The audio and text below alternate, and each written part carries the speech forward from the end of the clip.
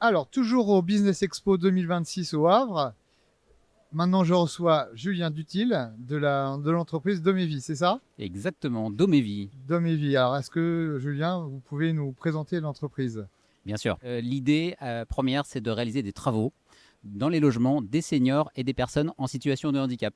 L'idée, grosso modo, c'est de pouvoir couvrir tout le logement en faisant des solutions techniques qui vont permettre aux gens qui ont des difficultés physiques de pouvoir rester chez eux, ou en tout cas d'avoir le choix de rester chez eux le plus longtemps possible.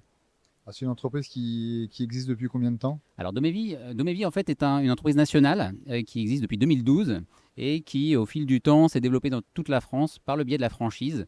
Donc moi j'ai créé il y a maintenant un an l'agence Le Havre Pointe de Caux de façon à pouvoir couvrir le territoire de Seine-Maritime où Domevi était absent jusqu'alors. D'accord. Il y a combien de Domevi en Alors France? aujourd'hui on doit être à 75 à peu près agences en France. D'accord. Donc là, vous représentez le Havre, la région normande. Exactement, on va dire Donc, là, vraiment la Pointe de Caux, hein. L'idée c'est d'aller depuis Le Havre jusqu'à Fécamp, Port-Jérôme en passant par Yvetot et puis la campagne de la Pointe de Caux.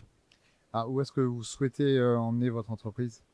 Alors, pour moi, l'idée, c'est clairement de faire en sorte que tous les professionnels du médico-social qui peuvent identifier des situations de problèmes liés à l'adaptation du logement me connaissent, connaissent Domevi et surtout puissent eux-mêmes faire appel à nous à chaque fois que les gens doivent quitter potentiellement leur logement à cause d'un problème physique.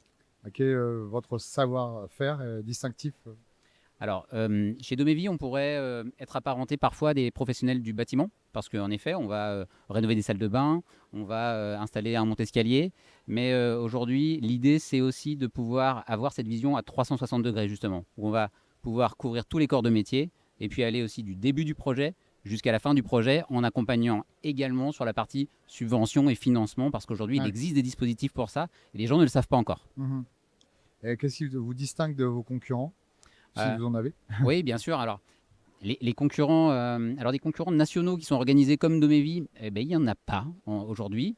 Clairement, on va voir en revanche des acteurs parfois locaux qui vont être spécialisés, plutôt monoproduits, c'est-à-dire les spécialistes du monte-escalier vont proposer que des monte-escaliers, ou les spécialistes de la salle de bain ne vont faire que des salles de bain. Donc aujourd'hui, ce qui nous distingue, c'est justement de pouvoir répondre à toutes les recommandations que les ergothérapeutes peuvent faire pour adapter le logement.